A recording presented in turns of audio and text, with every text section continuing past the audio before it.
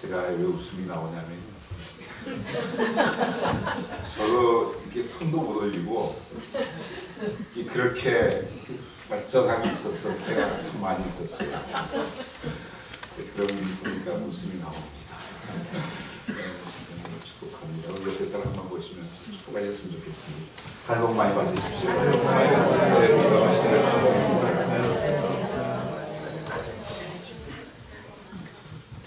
우리 같이 기도했으면 좋겠습니다.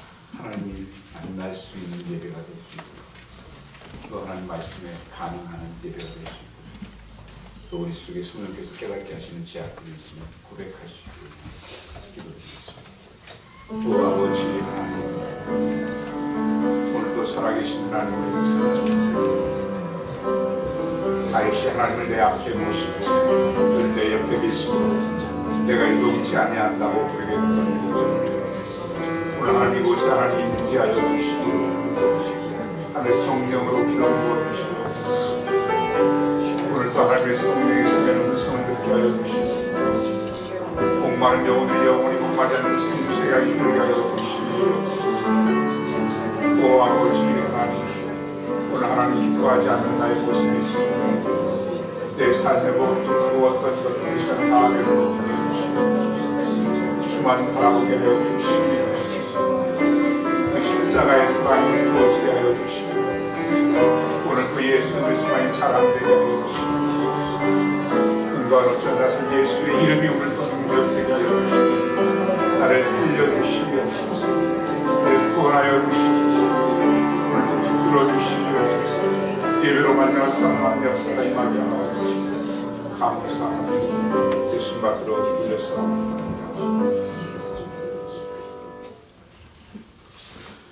수모양교회가 벌써 이렇게 설립된 26주년이 되었습니다. 98년 12월 12일 날 노스헬든이라고 하는 곳에 예배가 시작되었습니다. 처음 개척할 때 저는 82년도에 해 근무를 시작했습니다. 그리고 88년도에 뉴욕에서 결혼하고 그리고 신학교를 시작했습니다. 우리 얼마 전에 부흥에 오셨던 그 목사님 졸업한 지가 33년 됐다고 얘기를 했더라고요. 그 교회에서 10년이 됐었을 때 제 마음속에는 하나님 앞에 개척의 마음이 들었습니다. 그 교회는 나름대로 길이 좋은 교회입니다. 이민 교회에서 성장하는 교회고 또 건강한 교회로 자라가고 있었습니다. 어쩌면 저도 편하게 목회할 수 있는 곳이었습니다. 죄송합니다. 사모 고생도 안 시키고. 그런데 하나님께서 편하기 위해서 내가 목회한 게 아니다. 늦게 목회 신학을 했기 때문에 하나님이 기뻐하시는 교회를 좀 세우자. 그래서 98년도에 시작이 됐습니다. 그때 할 때 제 마음속에 성경 말씀 로마서 15장 20절 말씀이 저에게 주어진 말씀이 있습니다. 서로 같이 보겠습니다. 또 내가 그리스도의 이름을 부르는 곳은 정말 전하지 않을 필요없었느니 그냥 남은 회에 건축하지 아니하리라. 이 두 말씀이 저에게는 굉장히 많이 왔습니다. 많은 교회들이 개척되면서 옆에 교회다 자꾸 세워서 경쟁하는 거 별로 의미가 없다 생각해요. 그리고 남의 터위에 세우지 말자. 한국 교회 없는 데 가자. 그 교회 피 안 주는 1시간 이상 떠나자. 이게 제가 가지고 있었던 처음 개척의 마음이었습니다. 그래서 제가 한국 교회 없는데 교회 주소를 보면서 100통을 써가지고 보냈습니다. 그래서 나중에 된 곳이 바로 노스헬던. 여기서 한 40분 정도 올라가야 되죠. 여기 정말 한국 사람도 없고 교회도 없는 곳에 교회를 세웠습니다. 사람들이 다 왜 사서 고생하느냐고 거의 다 말렸습니다. 그러나 지금 지나보면 정말 하나님의 은혜였다. 무엇보다 귀한 성도님들도 이렇게 만날 수 있는 것이 얼마나 축복인지 모르겠습니다. 내가 약할 때 하나님 강함이 되셨습니다. 목회하면서 그런 생각을 했어요. 행복한 목회를 하고 싶다. 예수 믿으면 행복한다고 그러는데, 예수 만나면 행복한 삶이라는데 행복한 목사가 됐으면 좋겠다. 그리고 성도들이 행복한 성도가 됐으면 좋겠다. 그런 생각을 참 많이 했어요. 그래서 제가 목사 안수를 받을 때 어떤 분이 한국에서 목회하면서 꼭 붙들고 싶은 말씀이 있으시냐고 해요. 자기가 족자를 하나 성경 말씀 써가지고 선물하고 싶다고. 그래서 며칠을 고민하고 또 기도하다가 하박국에 있는 말씀을, 하박국 3장 17절에 19절 말씀을 써달라고 보냈습니다. 같이 읽어보겠습니다. 비록 무화과나무가 무성치를 못하며 나무에 열매가 없으며 감람나무에 수축이 없으며 밭에 먹을 것이 없으며 내 양이 없으며 내 앞전에 수가 없을지라도 나는 여호와로 말미암아 기뻐하리라. 나는 구원의 하나님으로 기뻐하리라. 주 여호와는 나의 힘이시라. 나의 것을 스스로가 하리라. 나의 모든 곳으로 가는 게 하시리라. 이 노래를 지시는 사람들에게 예수를 부르시리라. 사실 17절 보면 너무 불행하죠.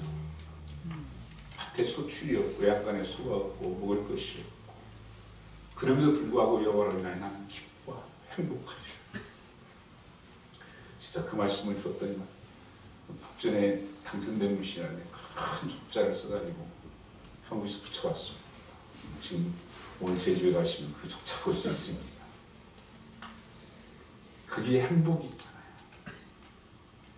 여호와로 인하여 나는 기뻐하고 만족하리라. 그래서 정말 행복한 목사가 되었어요. 동료 친구들이 목사님 만나면 그러는데, 목사님 참 행복한 것 같아요. 뭘 가지고 있어서 그런 것이 아닙니다. 예수님 한 분으로 저는 충분했습니다.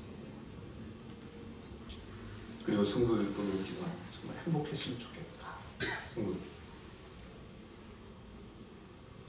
오늘 우리가 주기도 시편 23편 보면서 여호와는 나의 목자시니 나는 부족함이 없다. 다윗이 그런 고백을 하잖아요. 부족함이 없다는 것은 행복하다는 것이죠. 그가 나를 인도하셨기 때문에.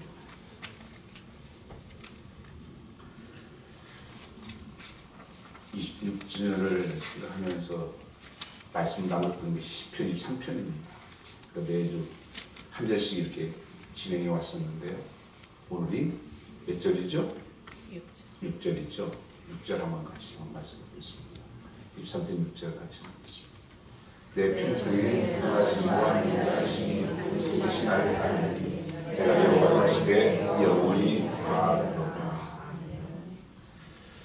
나의 평생에 선하심과 인자하심이 정녕 나를 따라왔다. 그래서 26절을 준비하면서 이 23편 말씀이 성도님들이 행복했으면 좋겠다는 말씀이었습니다. 신앙생활 하면서 나만 행복하면 안 되죠. 성도님들도 정말 행복한 삶을 살았으면 좋겠다. 이 땅에 살고 있는 가장 많은 분들이 다 소원이 있다면 평생 행복하게 사는 것 아니겠습니까? 어떤 분은 건강을 평생의 행복으로 살고 사는 분도 있겠죠. 어떤 분은 사랑에 빠져 평생을 살고 싶은 그런 축복을 바라는 사람도 있겠죠. 어쩌면 돈 고생 안 하는 평생 살고 싶다. 돈이 충분한 그런 행복. 어떤 분은 가치 있는 보람 있는 평생을 살고 싶다는 그런 행복도 있겠죠. 그러나 참된 성경에서 말씀하고 있는 복은 좀 더 신앙적인 분이라면 하나님 기쁘시게 하는 삶을 평생 살고 싶다. 이것이 다왕이겠습니까? 다윗은 그렇게 고백합니다. 주의 선하심과 인자하심이 평생 나를 따라왔다. 이런 인생을 살고 있다. 이렇게 고백하는 것입니다. 하나님 때문에 행복한 삶이었다는 것입니다. 시편 3편은 그렇게 시작하지 않습니까? 여호와는 나의 목자시니 그의 인도를 경험하는 삶이 결코 고난이 면제되는 것은 아니지만 그분의 도우심으로 평생 행복한 삶을 살 수 있었다. 그래서 마지막에 내 인생에 그랬던 것처럼 앞으로도 내 인생에 그분의 도우심으로 행복할 것을 고백하고 있는 것입니다. 자기 인생이 하나님 때문에 행복한 평생이 되고 살고 싶다. 그 삶이 쉬웠던 것은 아닙니다. 삶의 음침한 골짜기를 나는 지나왔다. 또한 원수들이 내 목전에서 많이 썼다. 그럼에도 불구하고 나는 내 잔이 멈췄다. 이렇게 고백하는 것입니다. 그 선하심과 햇살의 사랑 평생 나를 따라왔다. 정녕 나를 따라올 것이다. 그러니 나는 행복한 사람이다. 여러분, 우리 성도들이 정말 26절 맞이하면서 소망교회에서 평생 나는 행복한 사람입니다. 그 선하심과 인자하심이 정녕 나를 따라오는 내가 여호와의 집에 영원히 거하겠습니다. 이 행복이 넘치시기를 축원하는 것입니다. 23절 6절 말씀 보면 원문에는 나를 쫓아오다 이렇게 되어 있어요. 나를 쫓아왔다. 여호와의 축복이 줄곧 나를 쫓아오고 있었던 것이다. 우리 걸을 멈추고 하루를 돌아보면 우리에게 베푸신 그 축복을 헤아려 감사할 때가 아니겠습니까? 우리는 감사를 습관할 줄 알아야 하는 것입니다. 오늘 말씀을 보시면 그 하나님의 선하심과 인자하심이 평생 나를 쫓아오고 있었구나. 지금 내가 서 있는 것, 내가 여기 있는 것도 여호와께서 목자 되셔서 그 선하심으로 그 햇빛의 사랑으로 나를 여기까지 인도하셨구나. 그 축복이 나를 쫓아왔구나. 그러니 감사로 끝을 맺고 있는 것입니다. 그래서 성도의 삶은 감사로 시작되고 감사로 마치게 되어 있습니다. 어떤 나비쿠스라고 하는 분이 그 감사를 생활해야 한다면서 이렇게 얘기했습니다. 저는 모든 체크에다가 밑에다가 땡큐가 쓴대요. 나는 감사합니다. 세금 낼 때도 쓰고 전기세 낼 때도 쓰고 밑에다 달 때마다 하나님 감사합니다. 이렇게 낼 수 있어서 이렇게 할 수 있어서 감사합니다. 감사합니다. 여러분도 그렇다면 우리의 삶도 감사할 수 있지 않겠습니까? 우리 지나온 삶을 보면 삶의 뭉치한 골짜기를 지나고 또는 원수의 목전에 우리가 서 있을 때가 많아. 좌절과 낙심된 일이 얼마나 많았습니까? 야고보서 1장 2절 말씀 너희가 여러 가지 시험들을 만나고 그럼에도 불구하고 하나님께서 목자 되게 되셔서 우리를 인도하셨다.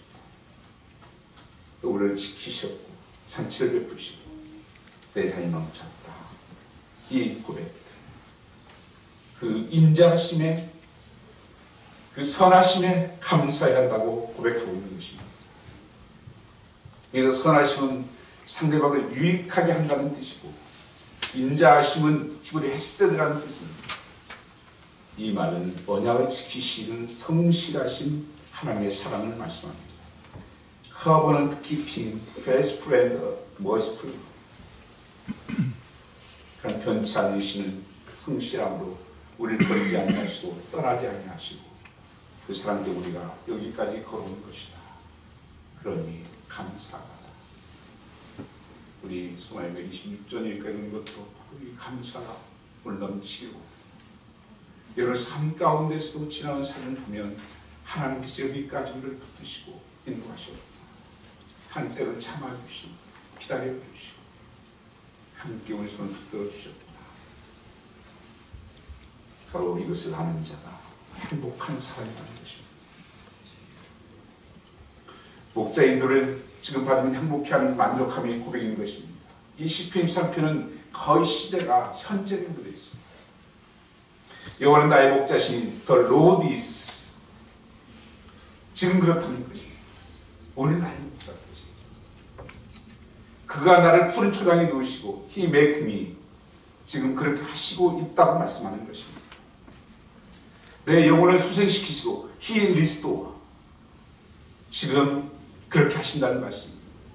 의의 길로 인도하신다. He lead me 지금 그렇게 하신다. 내 산이 넘치나이다. My cup overflow 지금 그렇다는 것입니다. 여러분 이것을 믿는 여러분 되시기를 축원합니다. 하나님의 사랑 그 하나님의 은혜는 지금도 넘치고 있는 것입니다. 나의 평생의 선하심과 인자하심이 정녕 나를 따르니 내가 여호와의 집에 영원히 가리로다.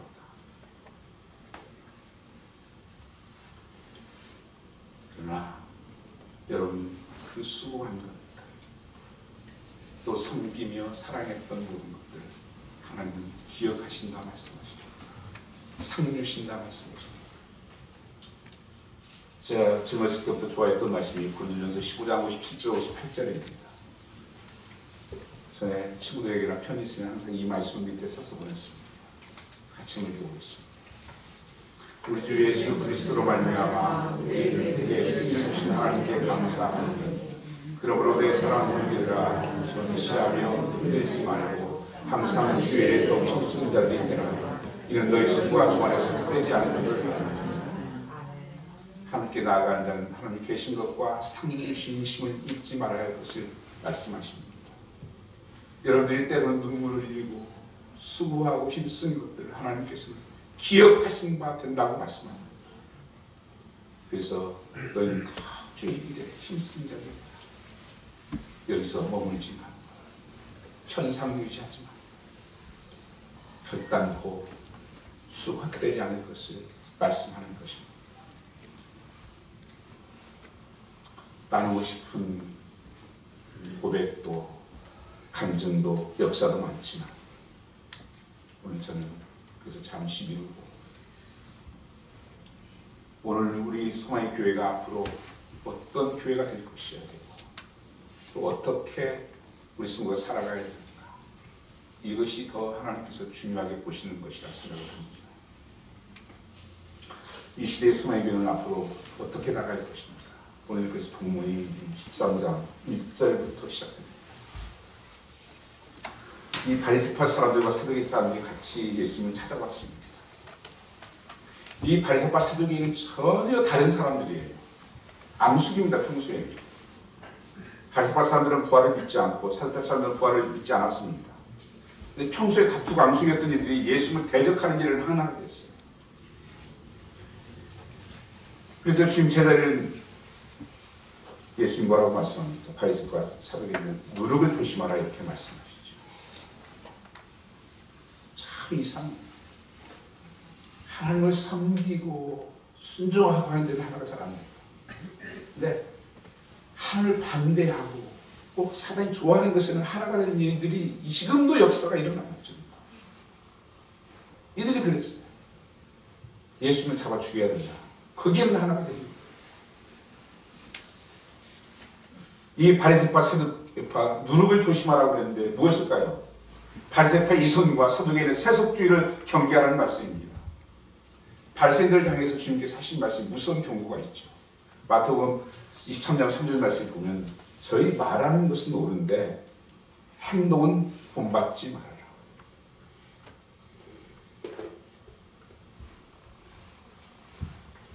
(23장 3절이죠) 그러면서 해칠한 무덤 같다 그렇게 말씀합니다. 같이 한번 읽어보겠습니다. 그럼 무엇이든지 그들이 말하는 바는 행하고 지키되 그들이 말하는 행위를 본받지 말아라. 그들 말만 하고 행하지 않는다. 이게 바리새인들의 특징입니다. 믿는 흉내는 다 냅니다. 잘 믿는 흉내는 얼마나 잘 내는지 몰라요. 말을 그럴싸하게 합니다. 믿음의 얘기를 하고 평소에 사랑해야 된다고 행동은 전혀 안 합니다. 그래서 문숙하면 해칠한 무덤 같다. 겉과 속이 완전히 다른 거예요. 속에서 썩어 냄새나고 있는데 그것은 포장을 해서 믿는 사람처럼 그 외식을 합니다. 신앙 연수와 교회가 많아지면 굳어지기 시작하는 것입니다. 교회도 마찬가지고 신앙 연륜도 마찬가지고 한 10년 정도 이상 되면요 정말 경계를 하셔야 합니다. 습관화돼요. 나도 모르게 굳어지기 시작합니다. 전통이 생기기 시작합니다. 현상 유지에 부여있다고 성경 말씀하고 있는 것입니다. 예수님 역사할 수가 없고 생명이나 기쁨을 나눌 수가 없습니다. 그 교회. 전통을 절대시하고 이대로 쫓아오니 교회가 활기찬 교회가 무엇이었습니까? 그럼 우리가 주님의 역사하시는 활력이 넘치는 인생을 살기를 원한다면 아무리 익숙한 체제라도 말씀에 어긋나거나 하나님 말씀의 명령이 바꿀 수 있으면 바꿔야 하는 것입니다. 아무리 오랫동안 간직해온 사고라도 성경에 어긋나는 것이라면 바꿀 준비를 해야 하는 것입니다. 이게 개혁, 리포메이션은요 좋은 것들은 계속 가져가야 되지만 잘못된 습관, 굳어졌던 모든 것들 다시 리스토어합니다. 그게 개혁입니다.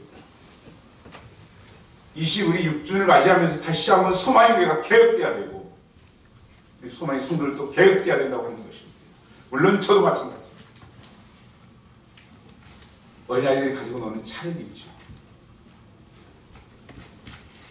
처음에는 부들부들하면 만들고 부시고 이렇게 사용될 수가 있어요. 한번 굳어지면요 깨뜨려야만 되는 것입니다. 아무 쓸모가 없어요. 신앙생활이 그렇습니다. 그 부드러움을 성령 충만으로 성경 표현합니다. 성령 충만한 사람은 하나님 마음껏 쓰실 수 있도록 부드러워요. 말씀에 순종하고 반응하는 것입니다. 그러나 신앙생활이 굳어져 있는 사람은 반응이 없습니다. 하나님 쓸 수도 없습니다. 이게 지금 이 시대에 교회에 흘러가는 모습입니다. 그래서 우리가 각성해야 되는 것입니다. 웨이킹해야 되는 것입니다. 그래서 주님께서 이 누룩을 조심하라. 현재에 그저 만족하는 신앙생활, 세속적인 빠져서 살아. 조심하라고 제자들에게 마지막 하시면서 주신 말씀이라고 하는 것입니다. 진리보다 현상 유지를 더 중요하게 여길 때에 세속주의는 예수님을 역사하지 못하게 하는 것입니다. 그래서 예수님은 바리새파 서기관들을 피하여 간 곳이 가이사라 빌립보 지방입니다.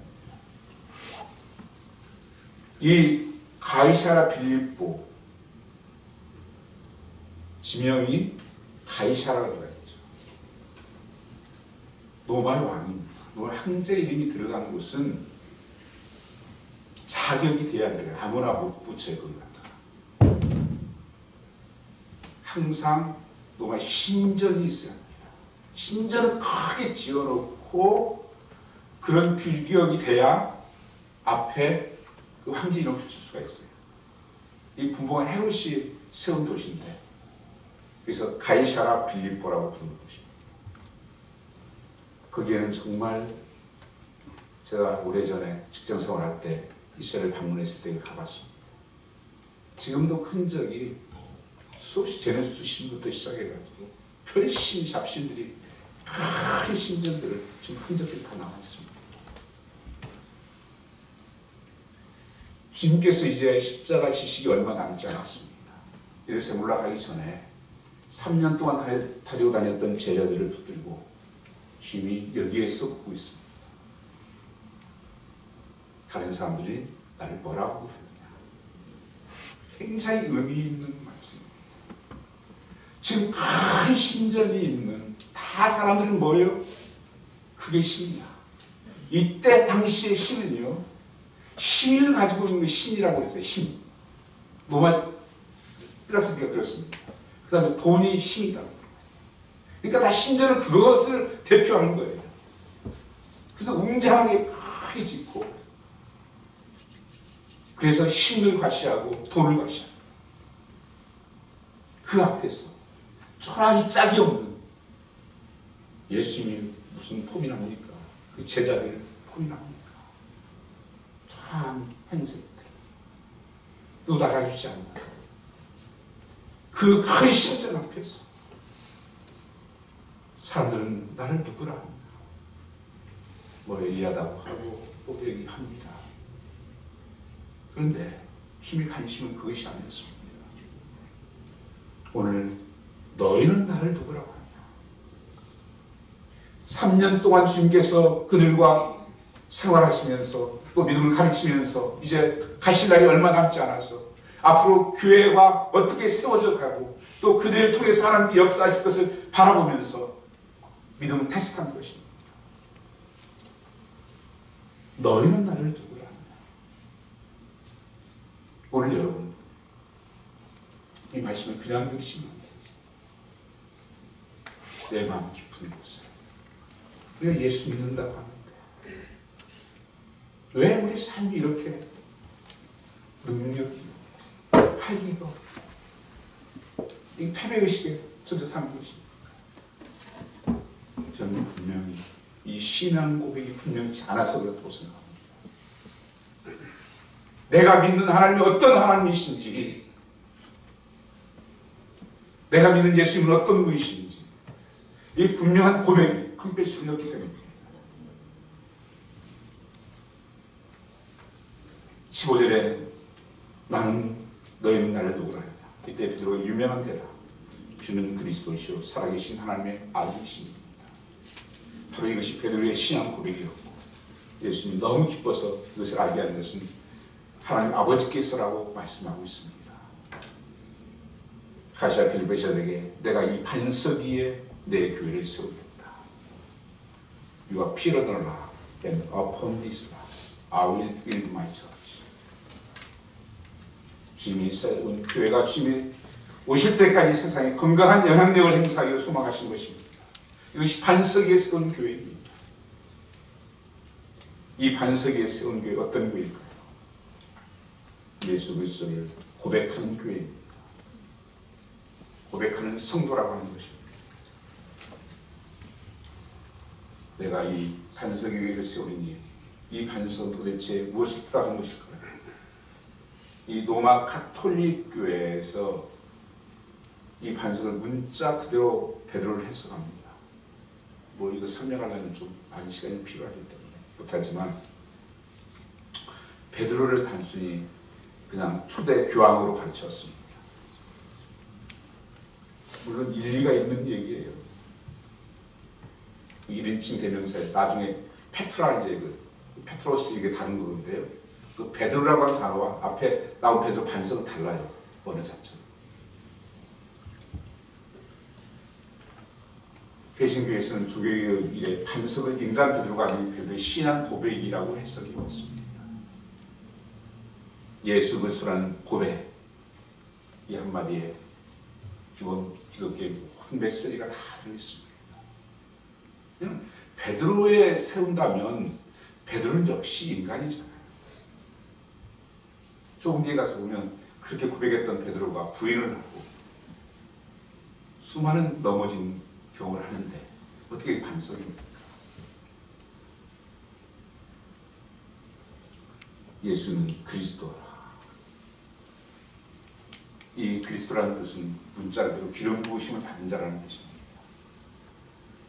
잘 아신 대로 구약시대에 왕과 선지자 제사장에게만 기름 부으심이 있었습니다. 사역을 시작할 때 왕은 다스리는 자요, 선지자는 가르치는 자요, 제사장은 문제 해결자였습니다. 이 베드로가 예수님 당신은 그리스도이십니다라고 고백하는 것은 당신만이 나의 왕이십니다. 나의 주이십니다. 나를 완전하게 다스려 줄 수 있는 분이시다. 참된 또한 나의 선지자, 나를 완전한 진리로 가르칠 수 있는 분이시다. 당신은 제사장, 나의 제 문제와 인생의 모든 문제를 완벽하게 해결해 주실 수 있는 분이라고 고백한 것입니다. 이 단어를 요약하면 구주와 주님이 되었다는 것입니다. 나의 구원자, my savior. 그래서 예수라는 단어가 본래 나를 구원하셨다. 그리고 이 주님이라는 것은 노드십을 나의 주인입니다. 나의 왕이십니다. 여러분, 이 신앙 고백이 위에 내 믿음이 세워져야 한다는 것을 말씀하고 있는 것입니다. 이 껍데기가 아니에요. 내 삶 속에서 바리새인들이 책망했던 거 뭡니까? 말은 고백은 그렇게 하는데 삶은 전혀 다르게 살게 됩니다. 그걸 주님이 책망하셨고 누룩이라고 말씀 안 했어요. 빛이라 묻은 거다. 오늘 이 말씀이 정말 여러분의 삶에 힘이 되고 내 삶의 믿음의 근거가 되는가 하는 것입니다. 참으로 하나님은 나의 왕이십니다. 그분은 나의 참 선지자시고 제사장이시고 이 삼중직을 가지고 있는 예수입니다. 이 고백이 분명하지 못할 때 교회는 흔들릴 수밖에 없습니다. 성도의 삶도 흔들립니다. 여러분, 무엇이든지 기초가 튼튼해야 건강할 수 있고 어떤 일을 이뤄갈 수가 있는 것이죠. 집도 중요한 게 기초를 잘 지어야 되는 것이죠. 운동하는 사람들도 기초 훈련을 잘 받아야 그 체력이죠. 그렇게 되어야 그게 기술이 들어가는 것이고, 신앙생활도 마찬가지입니다. 교회도 마찬가지입니다. 교회 기초는 바로 이 신앙 고백 위에 세워졌습니다. 그래서 세계 모든 교회 할 것 없이 모든 교회는 이 고백을 위해 다 세워졌다고 하는 것입니다. 근데 말은 하는데 참으로 이 교회 정말 위에 세워진 교회는 얼마나 될 거냐 하는 것입니다. 요한계시록 2장 말씀에 보시면 이 마지막 때에 나타날 7교회를 말씀하십니다. 그 중에 2교회만 칭찬받았어요. 칭찬받은 게 무슨 교회예요? 서만학교회, 필라델피아. 2교회만 칭찬받았고 나머지는 다 책망을 받았어요. 불꽃 같은 눈으로 하나님이 살펴보셨어요. 고백대로 안 산다는 거예요. 고백대로 교회가 가지 않고 있다는 것입니다. 우리 교회가 말씀의 삶, 기도의 삶, 예배의 삶, 전도의 삶을 강조하는 것은 반석 위에 세운 교회가 되기 위해서 그러는 것입니다. 교회는 사람들이 모임이 아니라 예수님을 내 인생 주인으로 모신 사람들이 모이는 곳입니다. 예수를 만나기 전 내가 내 인생의 주인이었습니다. 이제는 내가 주인이 아닙니다. 저는 내 마음대로 살았습니다. 예수를 영접하는 이는 어떻겠습니까? 내 인생의 주인이 바뀐 것입니다. 주인이 아니라 주님께서 내 인생의 주인이십니다. 그래서 나를 통치하시고 나를 다스리는 것입니다. 이것이 그 거듭난 그리스도의 모습이에요. 성령을 역사하는 삶이라는 것입니다. 오늘 다시 한번 정말 나는 내가 믿는 예수는 어떤 분이십니까? 주는 그리스도시요 살아계신 하나님의 아들이십니다. 이 고백에 다시 시작할 수 있는 여러분 되시기를 축원합니다. 두 번째는 예수를 주인으로 모시는 교회입니다. 예수 그리스도의 교회가 지금까지 영향력 있는 공동체로 남아있는 것은 훌륭한 목사님 때문에 그런 거 아닙니다. 성도들 때문에 그런 것이 아닙니다. 교회 주인 때문에 그렇습니다. 교회 주인이 누구이십니까? 장로교에서는 어떤 분은 장로가 아니라고. 그럼 성경 말씀 같이 한번 보시죠. 18절 말씀을 보겠습니다. 18절 같이 보겠습니다. 또 내가 내게 이르노니 나는 베드로가 내가 이 반석 위에 내 교회를 세우니 너의 권세가 이기지 못하리라. 마이 처치 내 교회 누가? 예수님. 목사 교회가 아니에요. 지금 목사가 다 흔들어놔서 교회가 아니에요. 장로가 흔들어요. 권사가 흔들어요. 그럼 직분자들이 다 흔들어놓는 겁니다. 얘가 주인 노릇 하려고 하는 거예요. 교회 주인은 예수님이십니다. 마이 처치. 내 교회를 내가 세운다.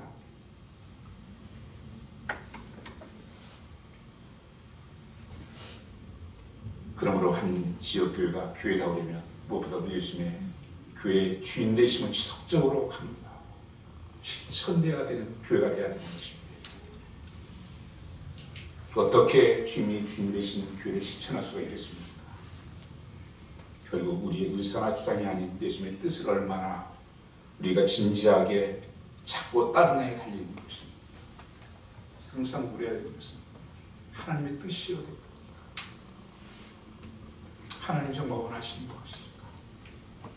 하나님 어떻게 하실까? 예수님도 마지막 십자가에 달리시면서도 그 고통 앞에서 나의 하나님 나의 하신 어찌하여 나를 버리셨나이까? 내 뜻대로 마옵시고 아버지의 원대로 되기로 아버지의 뜻이 이루어지는 교회, 하나님 기쁘시게 해드리는 교회, 이 교회가 바로 주님이 주인된 것을 고백하는 교회라고 하는 것입니다. 그래서 우리는 첫째로 성경을 알아야 합니다. 둘째로 기도에 힘써야 하는 것입니다. 형식적으로 아니라 교회 공동체가 전체가 진지하게 기도하면서 주님의 뜻을 찾는 분위기가 우리에게 있어야 한다고 하는 것입니다. 우리는 너무 많은 말을 합니다. 그러나 기도하지는 않습니다. 왜 그런 줄 아십니까? 자기가 주인 노릇 하고 싶어서 그런 것입니다. 몇 주 전에 우리 새벽기도회 몇 년 동안 이렇게 한 3시간씩 하루에 기도하셨던 전도사님으로서 여자 선사님, 지금 좀 멀리 이사 가셔서 이제 못 오시고, 그래서 좀 뵙자고 찾아오셨어요. 그러면서 그래요. 참 기도할 수 있어서 너무 행복했다. 교회에서 문을 열어주고 기도할 수 있었어. 근데 그때만 기도하신 새벽기도에도 상당히 이렇게 많이 나오시고 같이 기도하고 그랬어요. 갈수록 기도가 식어지고 있습니다. 지금 한국교회나 이민교회야 기도 없이 무엇이 되고 있으면 위험한 것입니다. 잘 되면 더 위험한 것입니다. 다시 한번 하나님 앞에 그 하나님의 뜻을 묻기 위해서 기도하고 나가야 한다고 하는 것입니다. 어떻게 기도하지 않고 하나님의 뜻을 인도를 받을 수가 있겠습니까? 어떻게 말씀 없이 하나님 인도를 받을 수가 있습니까? 어떻게 그러면 건강한 교회를 세울 수가 있겠습니까? 토절한 분 교회에서 일어날 수 있는 최악의 상황은 기도 안 해도 모든 일이 잘 되고 있다고 느낄 때라고 했습니다. 우리 모두에게 중요한 것은 당신의 뜻도 내 뜻도 아니지. 주님의 뜻을 고백하며 예수님으로 공동체 주인 되게 하실 때 교회는 정말 반석 위에 세운 교회가 될 것을 저는 확신합니다.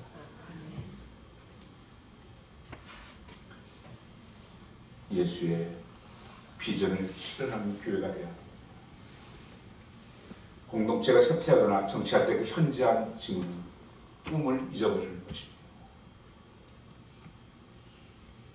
예수의 비전은 무엇이었습니까? 한마디로 나의 교회를 세우라는 것입니다. 교회를 세운다는 것은 무엇입니까? 교회 사명을 감당하라는 것입니다. 그래서 첫 번째는 사람들이 세우자. 주님이 기뻐하시는 많은 일꾼들이 세워져야 하는 것입니다. 주님이 추수할 곳은 많은데 일꾼이 있어도 추수할 일꾼들을 보내달라고 기도하라고 말씀하셨습니다. 이 마지막 때, 이 마지막 추수 때입니다. 주의 일꾼들이 많이 일어나야 됩니다. 근데 여러분, 너무 안타까워요.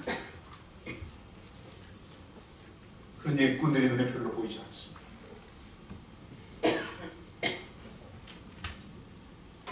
주님의 기도는 이제 소망교회가 26살 무슨 청년 아닙니까? 가장 힘있고 일할 때 아니겠습니까? 우리 그렇게 옛날에는 그렇게 나이를 정했어요. 청년 때 20몇 살입니까? 그러면 예수 믿은 횟수로 따져가지고 난 10살입니다. 난 15살입니다. 그랬어요. 우리 권사님, 봉관사님 몇 살이세요? 누구예요? 권사님. 몰라요. 예수 믿은 지 몇 년 됐냐고 들어보면 글쎄요. 따져봐야겠네. 한 40년 되기 넘어갔죠? 40년이면 아주 젊네요. 아니, 아니 40은 아주 젊다고. 네. 네, 젊지요. 한참 되죠? 네, 한참 되죠. 나이 들었다고 하지 마세요. 알았어요. 네. 네, 아멘. 성경을 다 보세요. 예수 믿은 횟수가 연수예요. 하나님 감당할 능력도 주십니다. 그분이 있으십니다. 나이 많다고 뭘 못하는 게 아닙니다. 믿음이 없어서 그런 것입니다. 가장 일하기 좋은 때예요. 에콰도르에 에콰도르에 선교했던 짐 엘리엇이라고 있습니다. 제가 참 이분 때문에 선교에 큰 도전이 돼서 한 30년 동안 매년 선교를 다녔어요. 2주씩. 왜 빠지냐면 팬데믹 때만 빠졌지 유럽에 있을 때부터 그랬어요. 왜냐하면 이 부인을 제가 만났습니다. 엘리자벳이라는 신학교에서 만났는데 셰프 시간에 그 전능자의 글이라고 하는 책을 소개를 하고 그걸 남편에 대해서 있었는데 얼마나 충격을 받았는지 이 에콰도르에 5명이 가서 젊은 나이에 뛰어난 사람이 상에 맞아 순교를 해버립니다. 그래서 나중에 그 부인들이 가요. 모르게 잠입해가지고 그 복음을 전합니다. 그 트리분지라고 하는 데서 그렇게 심을 내는 겁니다. 이런 낭비가 어디 있습니까? 유능한 이 젊은이들 사기로 몰아서 죽게 하는 이런 낭비가 어디 있습니까? 그때 전능자의 글에 그 지메일이 오신 쓴 글을 이 엘리자벳이 소개를 합니다. 영원하지 않는 것으로 영원한 것들 위해 사는 것은 낭비가 아닙니다. 이게 무슨 낭비랍니까? 낭비는 무엇입니까? 영원한 것들, 아는 것들, 영원한 것처럼 사는 것이 낭비라는 것입니다. 잘 무슨 말인지 아십니까?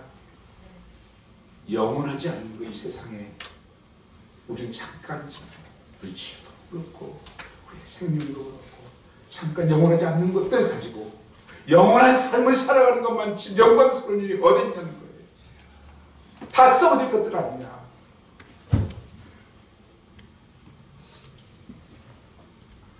그래서 제가 이 선교지를 찾아갔답니다. 지금도 밀림 주에 있어요.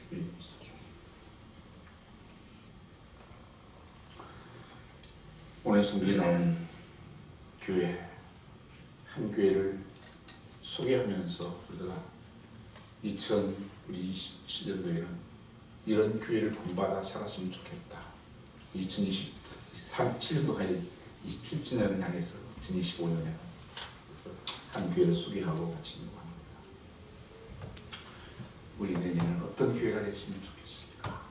이 데살로니가 교회를 수요일날에 살펴보았었는데요. 한 번 더 말씀을 보려고 합니다. 데살로니서 1장 6절 말씀 한번 띄워주시겠어요? 데살로니서 1장 6절 말씀.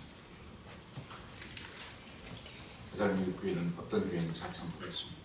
또 너희는 많은 혼란 가운데서 성령의 힘으로 말씀을 따라 우리 주를 본받는 자가 되었으니 이 그러므로 너희는 마게도냐와 아가야 모든 인자의 본이 되었느니라. 이 데살로니가 교회는 사도가 세운 교회인데 성령의 기쁨으로 말씀을 받았다. 그리고 말씀의 가치관에 근거하고 살았다고 말씀합니다. 그러면서 사도 바울이 이 백성들 아주 대사로 교인들을 기뻐하고 감사합니다. 그 이유가 뭔가? 2장 13절 말씀합니다. 2장 13절.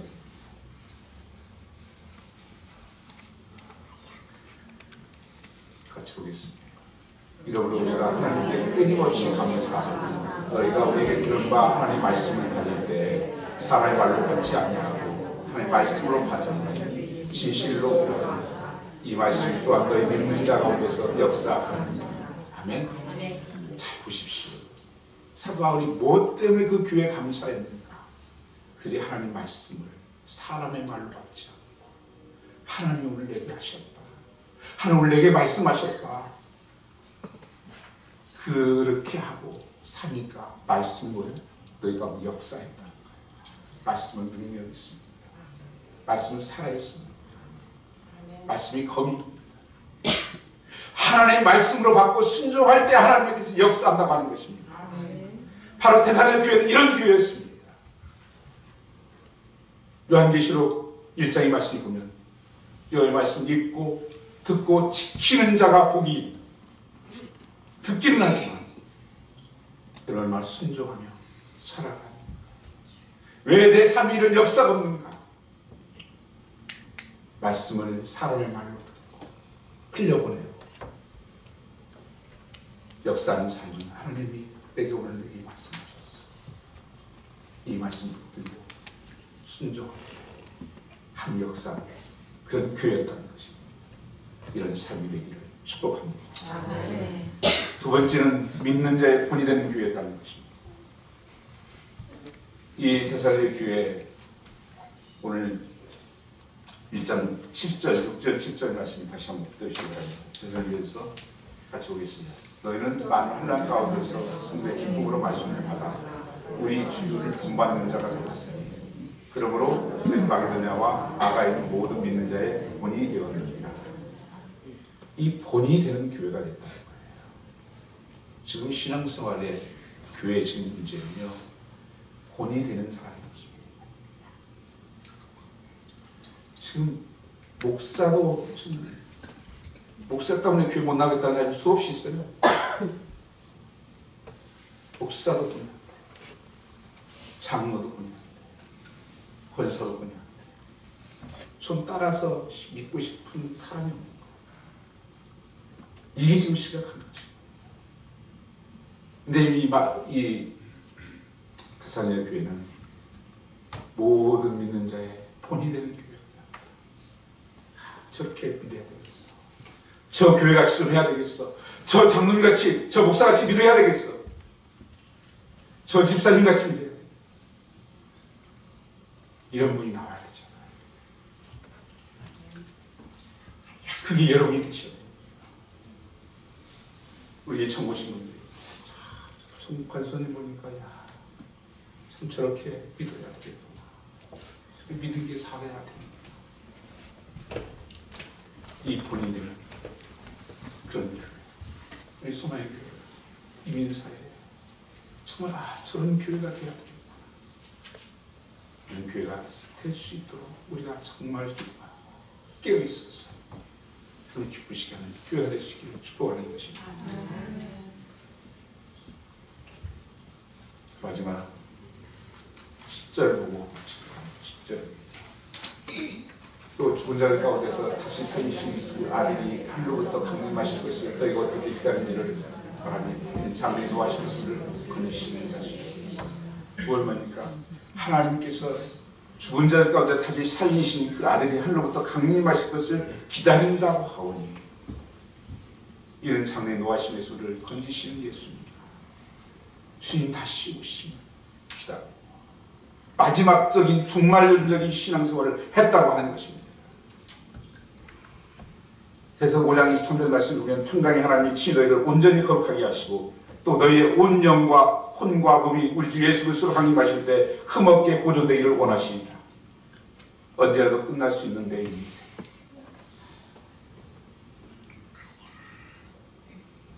이것이 종말의 신앙의 본질입니다. 오늘 내가 끝날 수 있어. 오늘 나의 삶 속에서 그 하나님을 기대하고 늘 바라보고 살아가는 삶. 우리 마지막처럼 주께서 재림을 가르치면서 그날 비밀에 붙이신 이유가 뭡니까? 오늘 오실 수도 있다는 말씀 아닙니까? 오늘 내가 갈 수도 있다는 말씀 아닙니까? 그러니 내가 깨어서 주님 오셨을 때 부끄럽지 않을까? 목회하면서 늘 그런 생각을 합니다.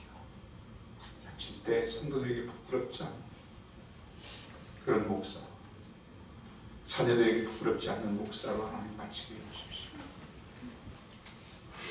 하나님 앞에서 부끄럽지 않은 다 썩어질 것들, 부질없었던 것들 왜 그렇게 붙들고 있었느냐? 왜 그렇게 욕심부렸냐? 뭐 그렇게 자존심 세웠냐?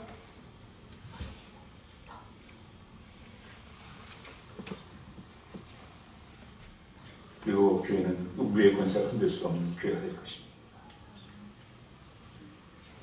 이 비전 색깔을 지불하지 않고는 실현될 수 없습니다. 꿈을 꾸는 사람들은 많지만 꿈을 실현한 사람들은 없습니다. 대가를 지불해야 되기 때문에 말로 되는 것이 아닙니다. 오늘 나부터 이를 위해서 하나님 어떤 대가도 내가 지불하겠습니다. 어떤 희생도 하겠습니다. 이 한국교회의 공동체 비전이 실은 구원의 곳은 헌신을 하게 있다고 하는 것입니다. 한 영혼의 헌신, 바로 그것을 만드는 것입니다. 아니요, 오늘 내가 참으로 어떤 분이 한 분이 헌신하면요 놀라운 파급력이 있습니다. 영향력이 있어요. 나도 저렇게 해서 우리가 희생하는 만큼, 우리가 헌신하는 만큼 우리의 비전은 앞당겨 실현될 것입니다. 오늘도 주님 오시길 바라고 코라운데로 해서 아멘 주 예수여 오시옵소서. 마라나타 고백하며 나가는 주의 손을 내시길 주의 이름으로 축원합니다. 우리 한 같이 동서 한번 기도하겠습니다. 정말 하나님 소마의 교회를 위해서 앞으로 어떤 교회가 되는지, 아니 이 교회를 이루어가는 데 나는 어떤 삶의 삶을 살아야 되는지 하나님의 고백하며 나가겠습니다. 오 아버지,